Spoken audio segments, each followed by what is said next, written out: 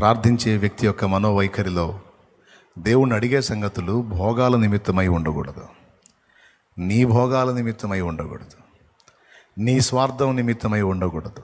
అది దేవుని మహిమ కోసమై ఉండాలి. రెండవది సమాజ శ్రేయస్సు కోసమై ఉండాలి. దేవా నాకు ఆహారం ఇవ్వని అడుగు. అడగండి అందరూ. దేవా నాకు ఆహారం ఇవ్వని అడుగు. నువ్వు తినటానికా నలుగురికి పెట్టడానికా? ఆ మాట అడగాలి. చాలాసార్లు చెప్పా, మళ్ళీ చెప్తున్నా.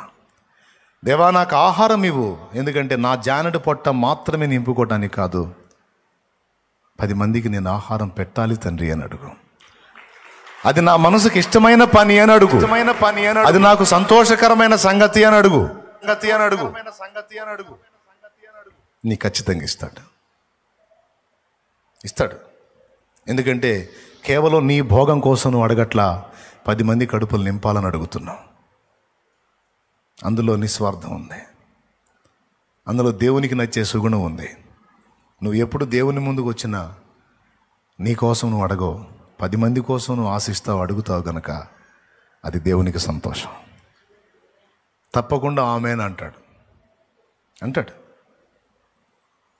అయితే దానికి ముందు నీకు ఉన్నంతలో నువ్వు ఎదుటి వాళ్ళ గురించి ఏమైనా ఆలోచిస్తున్నావేమో టెస్ట్ చేస్తాడు. నువ్వు ఇవ్వు విస్తారంగా, నేను విస్తారంగా దానం చేస్తాను అని నువ్వు అడుగుతావు కదా. అడిగే ప్రార్థనకు ముందు అసలు నువ్వు ప్రస్తుతం నీకున్న దానిలో నలుగురి గురించి నువ్వు ఎంత ఆలోచించావో చూస్తాడు. ఒకవేళ నీ దగ్గర ఆ సాక్ష్యం దొరికిందా, నీ దగ్గర ఉన్న కొంచెంలో నలుగురిని గుర్తు చేసుకున్నావు అనుకో, నువ్వు అటు దేవునిని ఇటు మానవుల్ని గుర్తు చేసుకున్నావు అనుకో, దేవుని కార్యాన్ని మానవుల కార్యాన్ని మనసులో పెట్టుకుంటాడు. తప్పకుండా ఇస్తాడు, పట్టజాలనంత ఇస్తాడు. నీ ఓపిక అంటాడు.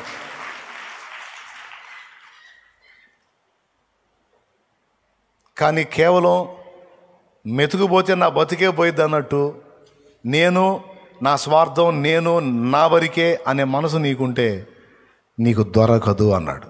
నేను చెప్పలే, అక్కడ ఉంది చూడు. ఏముందాడా? మీరు అడిగినను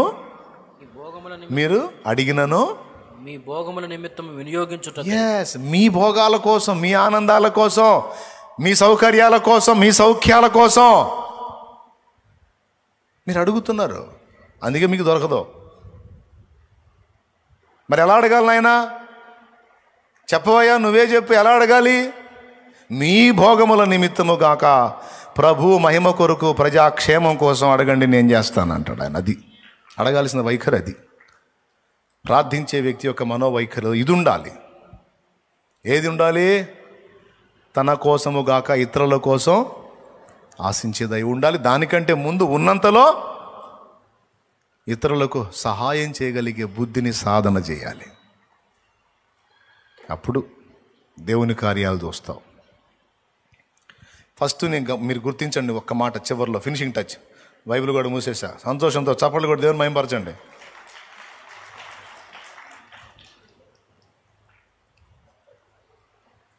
ఎందుకని ఎక్కువ మంది కొట్టలేదు? ముదిరిపోయారండి మీరు. రైట్, ఈ ఒక్క మాట విన్నాం, ఆఖరి మాటగా చెప్పి ముగిస్తాను నేను.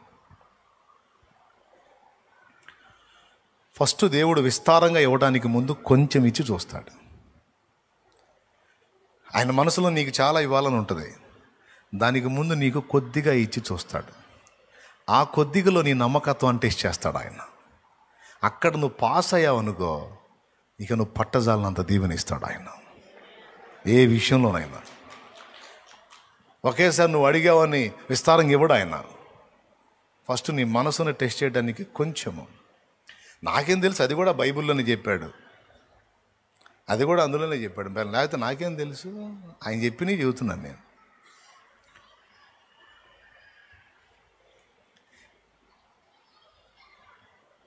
పది పట్టణాలు ఇద్దాం అనుకున్నాడంట. 10 పట్టణాలు. ఎన్నాయా? 10 పట్టణాలు. ఒకటికి 10 పట్టణాలు ఇచ్చే ముందు 5 తలాంతులు ఇచ్చాడంట, లేదా 5 దేనారాలు అనుకో. 5 దేనారాలు అనుకో ఇచ్చి, నేను దేశాంతరం వెళ్తున్నాను, వచ్చేటప్పటికి వీటిని పెట్టుబడిగా పెట్టుకొని మరికొన్ని సంపాదించండి రా అని చెప్పి 1కి 5, 1కి 2, 1కి 1 ఇచ్చి వెళ్ళాడు. కనీసం లాస్ట్ వాడికి 1 ఇచ్చాడు, అసలు ఇవ్వకుండా అయితే వెళ్ళాడు. కొద్ది కాలం తర్వాత రిటర్న్ వచ్చాడు. 5 పొందినోడు, ఎరా నీకు ఎన్ని ఇచ్చాను? నాకు 5 ఇచ్చావయ్యా. ఏమన్నా చేసావా? అయ్యా 5కి 5 ఒక 10 చేశానయ్యా. 10 రైట్. వాటిని అక్కడ పెట్టి తలాంతులా దేనారాలా 2 ఉన్నాయిలే, ఏదో ఒకటి, తలాంతులు అనుకోండి, దేనారాలు అనుకోండి, లేకపోతే ఇప్పుడున్న రూపాయలు అనుకోండి, లేకపోతే ఇప్పుడున్న 2000 నోట్లు అనుకోండి, లేకపోతే 500 నోట్లు అనుకోండి, మీకు ఎట్లా అవగాహన ఉంటే అలా అనుకోండి. ఇచ్చాడు. ఇచ్చినప్పుడు 10 పట్టణాలు నీలా 5 తలాంతుల్ని అన్నాడు. అవునా? అంతే. 5కి 5 చేశాడు.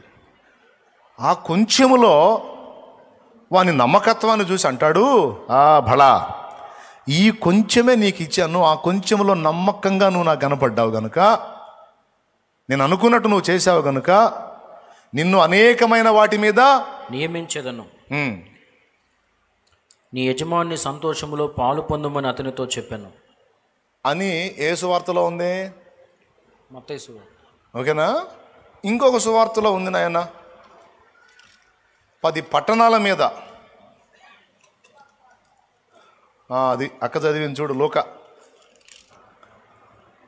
అతడు బల మంచి దాసుడా, అబ్బా, నీవు ఈ కొంచెములో నమ్మకముగా ఉంటివి గనుక నేను నీకు ఇచ్చింది ఒక్కటే మీనా, కొంచెం ఇచ్చా, కానీ దాంతో నువ్వు 10 సంపాదించావు. బళ మంచి దాసుడా, ఈ కొంచెములో నమ్మకంగా ఉండి నేను అనుకున్నట్టు చేశావు గనుక 10 పట్టణముల మీద ఒక మీనా ఎక్కడ, 10 పట్టణాలు ఎక్కడండి? ఒక్కసారి ఊహించండి మీరు. అంటే ఎంత ఇవ్వాలని మనసులో పెట్టుకొని ఎంత ఇచ్చాడో చూడండి ముందు. 10 ఆయన మనసులోనేమో మనకి 10 పట్టణాలంత ఇవ్వాలని మనసులో ఉంది ఆయనకి. కానీ ఫస్ట్ ఇవ్వటం మాత్రం మచ్చు తనకలాగా మచ్చు కన్నట్టు ఏదో ఒక మీనా ఇచ్చాడు. ఇచ్చి ఇక నీ బుద్ధిని పరీక్షిస్తున్నాడు సైలెంట్గా. ఈ మీనాన్ని దాచిపెడతావా, లేకపోతే దీన్ని వెచ్చించి ఆయనకి నమ్మకత్వాన్ని వ్యక్తం చేస్తావా అనేది పరిశీలనలో పెట్టాడు. అక్కడ నీ రంగు నా రంగు బయటపడుద్ది. ఒకవేళ మనం ఆయన అనుకున్నట్టు నమ్మకస్తులంగా తేలితే ఇక ఒక మీనాకి 10 పట్టణాలకి మీరు పోల్చి చూసుకోండి. మీరు ఇంతని చెప్పగలవా? ఇంతని అంచనా వేయగలవా? పట్టణాలండి, హైదరాబాద్ లాంటి పట్టణాలు అనుకోండి. హైదరాబాద్లో ఉన్నారా జూమ్లో? హైదరాబాద్ లాంటి పట్టణాలు అనుకోండి. అరే, ఆ లైవ్ రూమ్లో ఎవడన్నా ఉన్నాడా? ఎవరన్నా కూర్చున్నారా వేరే వాళ్ళు? కాదురా, వేరే వాళ్ళు ఎవరైనా ఎంటర్ అయ్యారు అందులోకి? సన్మానం చేస్తా. నా సంగతి తెలియదు, మర్యాదగా చెబుతా. హైదరాబాద్ లాంటి పట్టణం అనుకోండి, విజయవాడ లాంటి పట్టణం అనుకోండి, 10 పట్టణాలు అప్పచెప్పేశాడు. రేపు యేసయ్య బహుమానం అక్కడ అలా ఉండబోతుంది. మీ ఇష్టం. మీకోసం బతుకుతారో, ప్రభు కోసం, ప్రజల కోసం బతుకుతారో మీరే నిర్ణయించుకోండి. ఇంతే సంగతులు. ప్రార్థించేవాడి మనోవైఖరిలో నిస్వార్థత. నేను, నా ఇల్లు, నా సంసారం, నా కడుపు, నా భోగం కాదు. ప్రభు, నా తోడి ప్రజలు, నా సహోదరులు. అలాంటి మనోవైఖరి నువ్వు కలిగి ఉండి దేవుని ముందుకెళ్తే, ఏం కావాలి నా కుమారి అంటాడు. నాకు ఇంత కావాలి తండ్రి, ఆమెన్ అంటాడు. ఏం కావాలి నా కుమారుడా, నాకు ఇది కావాలి తండ్రి, ఆమెన్ అంటాడు. ఎందుకు? నీ మనసులో ఏముందో, ఎవరి కోసం నువ్వు అడుగుతున్నావు ఆయనకి తెలుసు. నీ కోసం నువ్వు ఆలోచించవని తెలుసు ఆయనకి. నీ కోసం నువ్వు ఆలోచించు. నువ్వు ఏది అడిగినా, ఏది ఆలోచించినా, ఏది చేసినా ప్రజల కోసం. దేవా, నా బిడ్డలు ప్రార్థించడానికి, ఏకాంతంగా నేను కలుసుకోవడానికి 1 ఎకరం ఇయ్యాయా, ఊరు బయట ఇయ్యాయా పర్వాలేదు, కానీ అక్కడ ఏ శబ్దం ఉండకూడదు, ప్రశాంతంగా ఉండాలి. 1 ఎకరా 7 ఎకరాలు ఒకటి. అప్పటిదాకా ఆ వరుసగా అడ్డ రోడ్లు ఒక 7-8 ఉన్నాయి. ఏ రోడ్డు ఇలా ఎక్కడైతే ప్రేయర్ గార్డెన్ ఏర్పడిందో ఆ రోడ్డుని ఇటు పోతారం నుంచి అటు నరసరాపేట రోడ్డు దాకా మొత్తం సిమెంట్ రోడ్డు లింక్ చేశాడు. Tar road, cement road. ఇదేందన్నా, మిగిలిన రోడ్లన్నీ వదిలిపెట్టి దీనికే సిమెంట్ రోడ్డు పడింది ఏంటి అంటే, కొంతమంది అనుకున్నారు నేనేపిచ్చానని.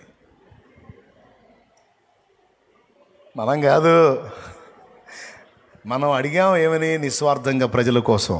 నా దేవుడికి నచ్చింది ప్లేసు, ఆ ప్రదేశం అదంతా ఇవ్వడంతో పాటు తన బిడ్డలు వచ్చుటకు వెళ్ళుటకు సౌకర్యంగా ఉంటున్నట్లు రోడ్డు కూడా వేయించాడు ఆయన. నా దేవుడు చేసిన పని అది, ఎవరు చేసిన పని కాదు, ఎవరు చేసిన పని కాదు. కొంతమంది అనుకున్నారు రాజకీయ నాయకులు ఆయనకు పరిచయం ఉన్నారు, ఆయన అడుగు అన్నాడు, వాళ్ళు వేపించారు రోడ్డు అని. అసలు మేము మన ప్లేస్ ఉందన్న సంగతి ఎవరికి తెలియదు. ఆడ మనం తీసుకున్నామని ఎవరికి తెలుసు అండి? ఒట్టి ముడి పొలంలాగా ఉంది అది, తెలియదు ఎవరికే, కానీ ఇచ్చిన దేవుడికి తెలుసు. ఆయన లేకపోతే నడవాతి కాదు. కారు పోయి ఇరక్కపోయింది, ఏడదాకా బురద పూసుకున్నా.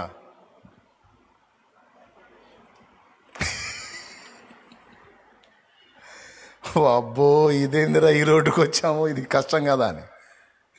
అక్కడ ప్రేయర్ గార్డెన్ వర్క్ స్టార్ట్ అయింది, సిమెంట్ రోడ్డు స్టార్ట్ అయింది.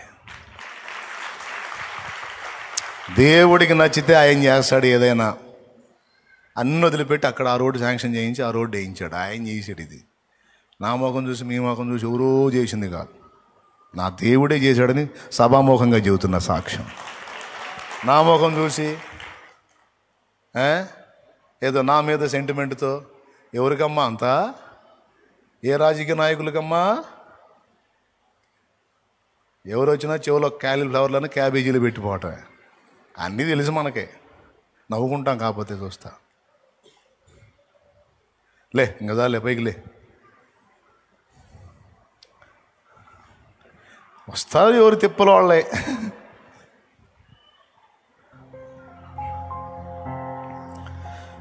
ప్రియమైన దేవుని బిడ్డ, చివరిగా ప్రార్థన చేయి. ఇది మొదలుకొని నీ మనసును అలా సిద్ధపరచుకో. 2 సంగతులు కీలకంగా చెప్పా. మెంటల్ టార్చర్ వదిలేయి, మానసిక ఒత్తిడిని వదిలేయి, దేవుని మీద ఆనుకొని ధైర్యం తెచ్చుకో, ప్రశాంతంగా ఉండటం నేర్చుకో. చిన్న వయసుల్లోనే దీర్ఘ వ్యాధులకు గురవద్దు. చిన్న ఏజ్ల్లోనే తలకు మించిన భారాలను నెత్తికి తీసుకొని పిచ్చాసుపత్రిలో చేరొద్దు. చిన్న వయసుల్లోనే ప్రాణాంతకమైన జబ్బులకు గురి కావద్దు. చిన్న వయసుల్లోనే ఎందుకు పనికి రాకుండా జీవశ్చమంలో మారిపోవద్దు. వద్దు. యేసయ్య పాదాలు ఉన్నాయి, యేసయ్య సన్నిధి ఉంది. యేసయ్య నీకు సమాధానం ఇచ్చే దేవుడు. నీ ప్రతి భారం ఆయన మీద మోపమని పిలిచిన దేవుడు.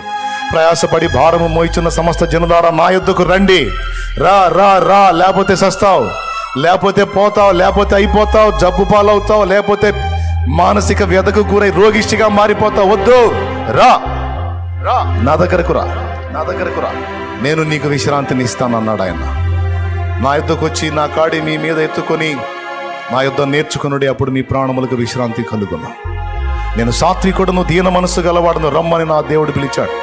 నువ్వు చిన్న వయసు, నీదేం పెద్ద వయసు, నువ్వు అప్పుడే ఎందుకు అంత ఒత్తిడికి గురవుతున్నావు? ఏదో అయిపోతున్నట్టు ఎందుకు నువ్వు ఫీల్ అయిపోతున్నావు? ఒకటి పోయింది, పోతే ఇంకా లేదా దిక్కు? 14 ఇస్తాడు నా దేవుడు. ఒక ద్వారం ముయ్యబడితే ఇంకా లేదా దిక్కు?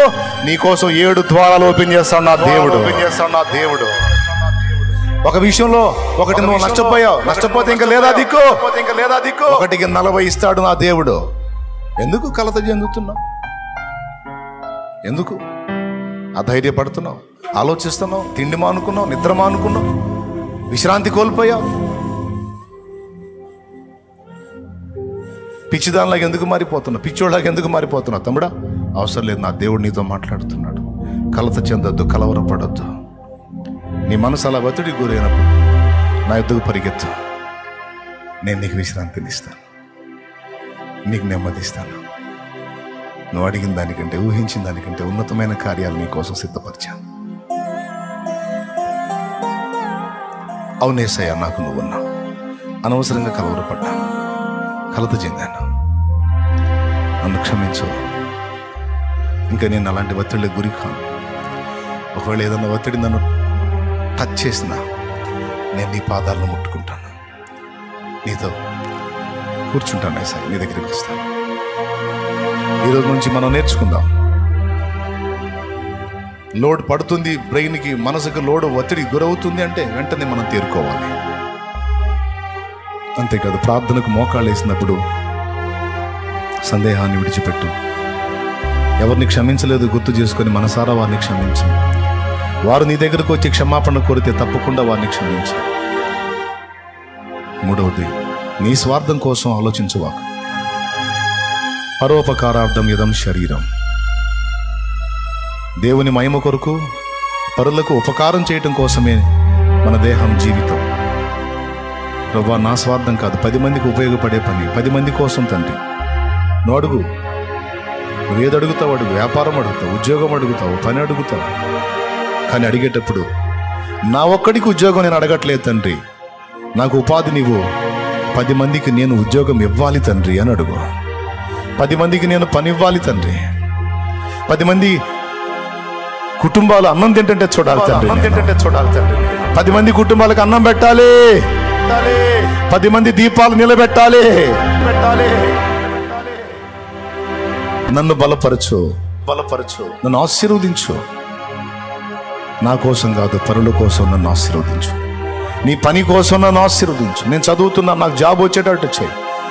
నా భోగాల కోసం కాదు, 10 మంది కోసం, నీ పని కోసం ప్రభువా. నువ్వు ఏది అడిగినా ఈ మాట ఉండాలి. ఈ మనోవైఖరి కలిగి ఈ 3 సంగతులు దృష్టించి మీరు దేవుని పాదాల దగ్గరికి వచ్చి అడిగారా, తప్పకుండా సహాయం చేస్తాం. అడిగినవన్నీ పొందేశావన్నాము. పొందుతానని కానీ ఎప్పుడో ఇస్తాడని కానీ కాదు, ఇచ్చాడు అంతే. ప్రార్థన అందరం ఏకీభవించి ప్రార్థన చేద్దాం, తలలు వంచి కళ్ళు మూసి. ఈరోజు నువ్వేం అడగాలనుకున్నావు అడుగు దేవుడిని, అది నీకు దేవుడు ఇచ్చాడని నమ్ము, విశ్వసించు. దేవుని కార్యాన్ని చూస్తావు. ప్రార్థన. స్తోత్రములు తండ్రి, దయగలిగిన దేవా, వందనాలు, స్తోత్రాలు, వందనాలు, కృతజ్ఞతలు ప్రభువా. మీ దాసుని వాడుకొని మాతో మాట్లాడిన ప్రతి మాటను బట్టి నిండు మనసుతో మీకు స్తోత్రాలు, కృతజ్ఞతలు చెల్లిస్తున్నాం. ఈరోజు ఒక్కొక్కరి జీవితాల్లో ఆయన మనశ్శాంతి లేకుండా, ప్రశాంతత లేకుండా, భయాందోళనలో బ్రతుకుతానికి కన్నా కారణాలు బయలుపరిచావు నాయన. వాటి నుండి బయటకు వచ్చే మార్గాన్ని మీరు బయలుపరిచారు తండ్రి. మీకు స్తోత్రాలు. మేమందరం నాయన విన్న ఈ సందేశాన్ని అనుసరించి మనసుని అదుపు చేసుకునే కృప మీరు మాకు దయచేయండి. మనసును నిగ్రహించుకునే అభిషేకం మాకు దయచేయండి అయ్యా. ప్రతి విషయంలో నాయన మనసును నీ మీద ఆనుకునేటట్లుగా అది సాధన చేసుకునే కృప మా అందరికీ మీరు అనుగ్రహించమని ప్రార్థన చేస్తూ ఉన్నాం తండ్రి. బలహీన మనసు, సందేహాన్ని కలిగించే మనసు మాలో నుంచి తొలగించండి నాయన. ప్రార్థన చేస్తున్న మేము నా తండ్రి విశ్వాసంతో నీ మీద పూర్తి నమ్మకంతో మొర్ర పెట్టడానికి సహాయం దయచేయండి. ప్రార్థన చేయడానికి ఇక ముందు పూనుకుంటున్న ప్రతి ఒక్కరు కూడా ఎవరెవరినైతే ఇంకా క్షమించకుండా ఉన్నారో ప్రతి ఒక్కరూ వారికి శత్రువులుగా ఉన్న వారిని క్షమించే మనసు దయచేయండి నాయన. అలాగే నా తండ్రి మా కొరకు కాకుండా ప్రజల క్షేమము కొరకు, నీ మహిమ కొరకు ప్రతిదీ అడిగేటువంటి మనసు, ఇటువంటి శుభ లక్షణాలు మా మనసుల్లో కలిగించి ప్రార్థన ద్వారా ప్రతిదీ మీ నుండి పొందుకునే కృప దయచేయండి నాయన. విన్న ఈ మాటలు మా హృదయాల్లో స్థిరపరచండి తండ్రి. ఈ విధంగా దైవజనులు, మీ సేవకులు, విశ్వాసులు అందరూ బ్రతకడానికి సహాయం దయచేయండి నాయన. ఈ రోజు నుంచి నా ప్రభువ యేసు నామములో ప్రశాంతముగా ఒక్కొక్కరు జీవించుదురుగాక, మనసును నాయన అదుపులో పెట్టుకొందురుగాక. నీకే వందనాలు చెల్లిస్తున్నాం తండ్రి.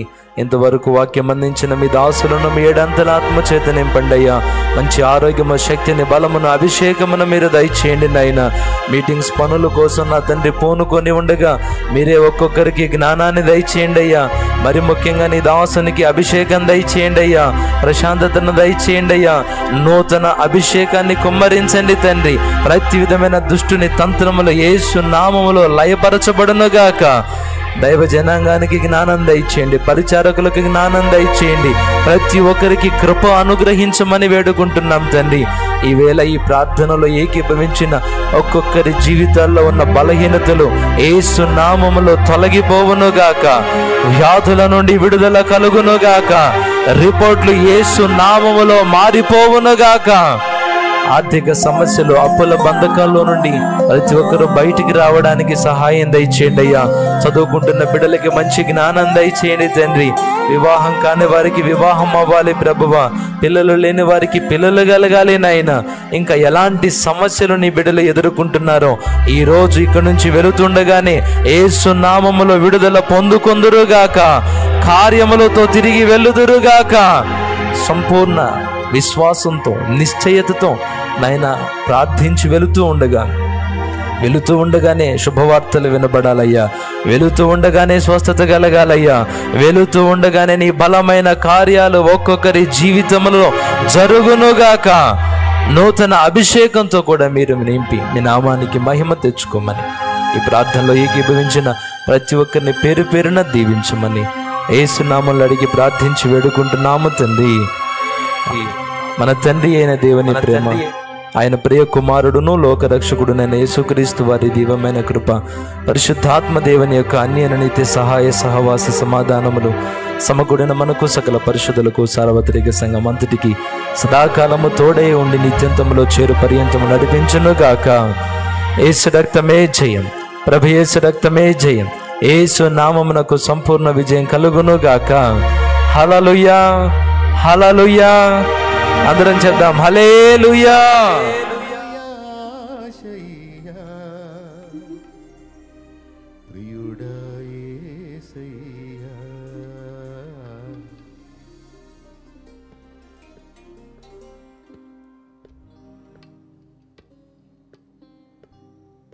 నాలో నీవు, నీలో నేను, నాలో నీవు, నీలో నేను ఉండాలని నీ అనుదే పరవశించాలని.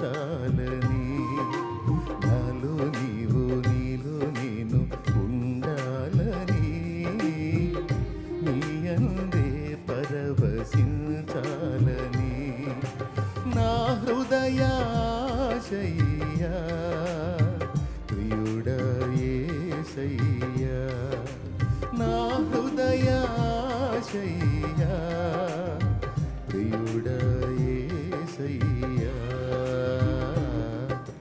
నాలో నీవు, నీలో నేను ఉండాలని నీ అందే పరవశించాలని.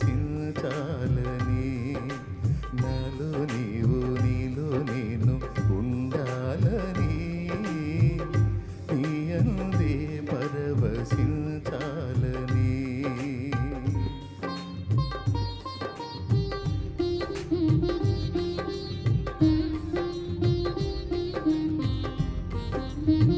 శభాష్, అది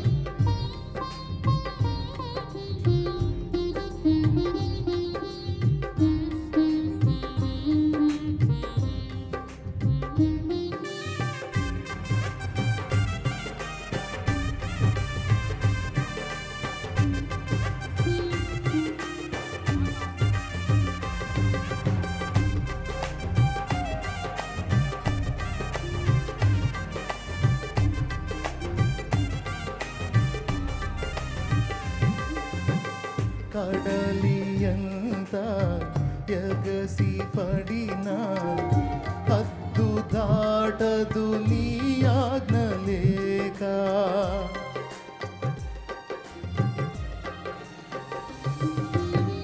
కడలియంత ఎగసి పడినా హద్దు దాటదు నీ ఆజ్ఞ లేక. కల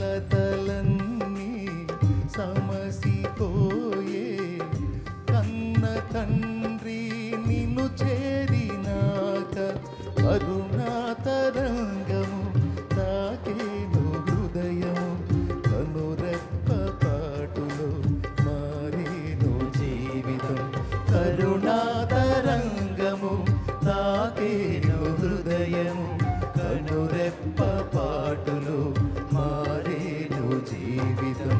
నాలో నీవు నీలో నేను, నాలో నీవు నీలో నేను ఉండాలని నీ అందే పరవశించాలని.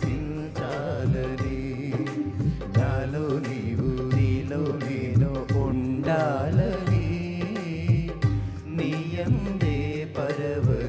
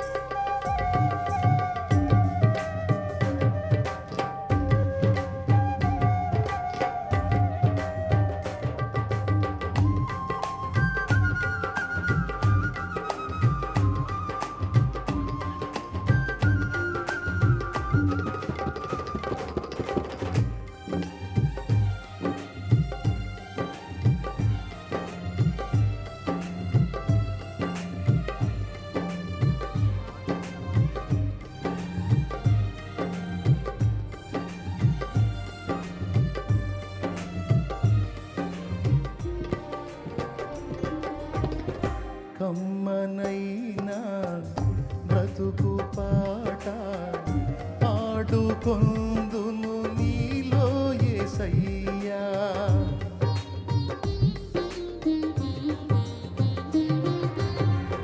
కమ్మనైనా బ్రతుకు పాట పాడుకొందును నీలో యేసయ్యా. కంటి పాప నిండు వెలుగు నీవే కదయ్యా. కమనీయమైనది నీ దివ్య రూపము కలనైన మరువను నీ నామ ధ్యానము.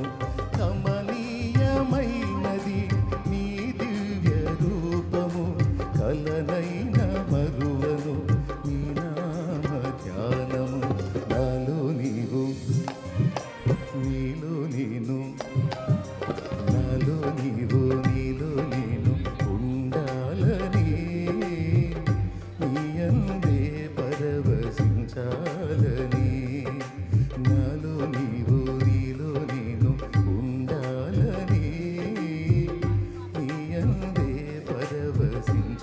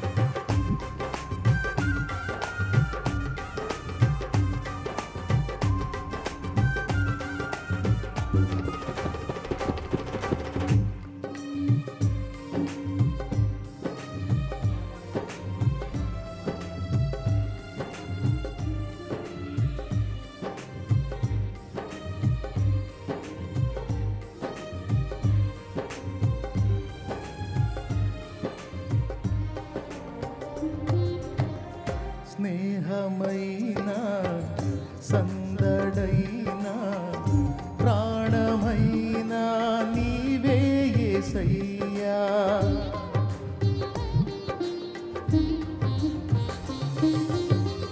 స్నేహమైనా సందడైనా ప్రాణమైనా నీవే యేసయ్యా.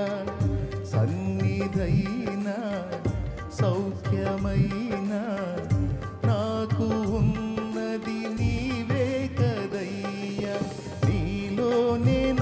బలం, నీలోనే నా ఫలం, నీలోనే నా వరం, నీవేగా నా జయం, నీలోనే నా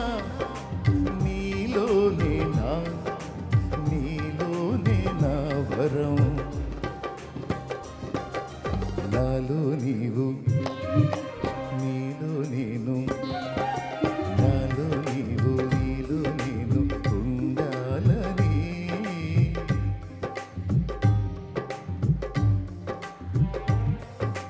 నాలో నీవు, నీలో నేను ఉండాలని, నీ అందే పరవశించాలని. స్వరాలు వినపడాలి. యేసయ్యా నా హృదయాశయ్యా, ప్రియుడా యేసయ్యా నా హృదయాశయ్యా, ప్రియుడా యేసయ్యా నా హృదయాశయ్యా, ప్రియుడా యేసయ్యా. నాలో నీవు, నీలో నేను ఉండాలని.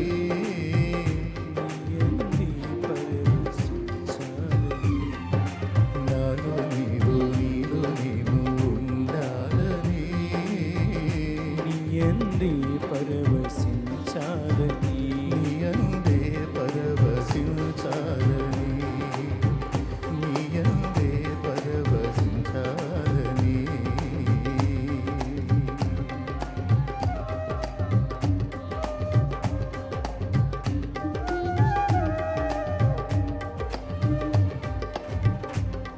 Praise the Lord. Hallelujah.